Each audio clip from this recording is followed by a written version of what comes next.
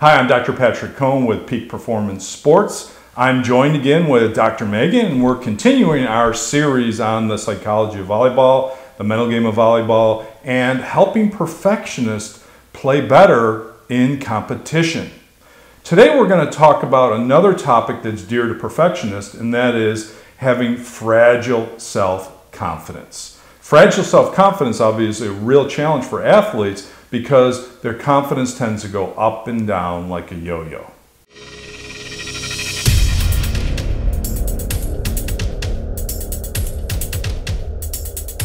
Dr. Megan, thanks for joining me again. Thank you for having me again. So we're going to talk about perfectionists that tend to lose confidence quickly. In other words, they make a mistake, they mess up, and then their confidence gets thrown out the window. So talk to me a little about what you see with perfectionists and either making mistakes or some of the other things that rock their confidence. Absolutely. So with perfectionists, when they make a mistake, for example, we'll just use serve receive. If they shank a ball in serve receive or the ball's not in system, they're judging themselves so critically on that play because, they think they should pass a certain way. They have a high expectation of themselves.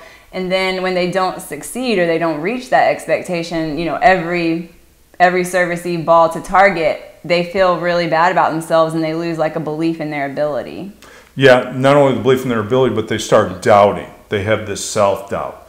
Is there something wrong with my game today? Especially if it happens early in a game. Is there something wrong with my performance? I just shanked a ball. And that can lead to that self-doubt, which undermines the confidence. I also see it in the warm-up too. It can start actually in the warm-up where athletes they'll feel a little bit out of sync, or the legs will feel a little heavy, the movement isn't there, and they just go, oh no, how am I going to perform well today? I just don't have it. And that can start that problem with that fragile self-confidence and being on the confidence roller coaster, as we call it as well. So let's talk about some tips. If you have an athlete that has this fragile confidence that goes up and down with every single play and how they're playing, how are we going to stabilize that, ultimately get to that level where they have that stable and they're riding that steady train of confidence instead of the roller coaster?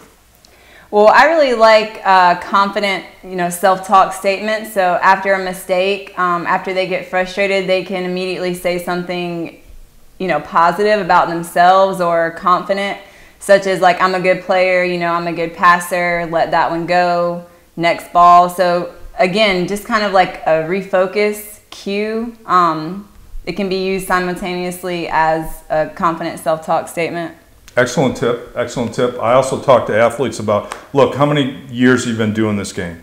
If you've been playing for 10 years, then you've been working on your confidence for 10 years. So if you've been working on your confidence for 10 years, what that ultimately means is it's not fair to yourself to throw all that confidence out the window after one shank or one bad pass. And I think that's what athletes do. They, in essence, that confidence bubble gets pricked with one bad pass. But in essence, you got to remind yourself that confidence is a long-term project. The other thing I think we can talk about for the audience as well is, what about this idea between momentum, individual momentum, and how it relates to confidence? So often we talk about confidence as more of a stable concept. It should be a stable concept, right? But momentum can shift during the game, not only for a team, but for individuals as well. Can you talk about that concept?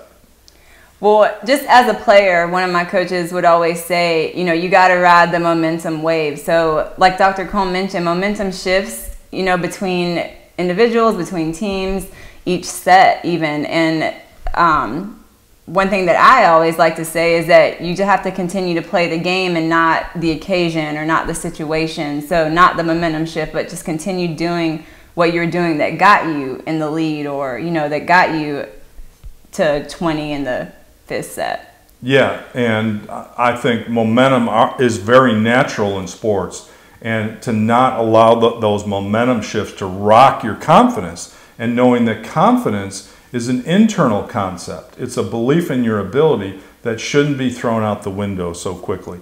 Dr. Megan, thanks for your tips today. If you want more information about our coaching at Peak Performance Sports, go to peaksports.com and check out our volleyball mental training programs, because now we have an expert on staff to help you with your volleyball mental game. Thanks. We'll see you in the next video.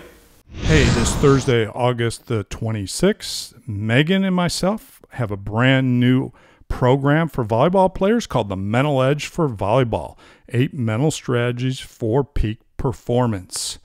Here's what you want to do. Jump over to peaksports.com, click on free tips. You'll find volleyball there. You can download our free volleyball report, and we'll let you know when the program's available. Thanks.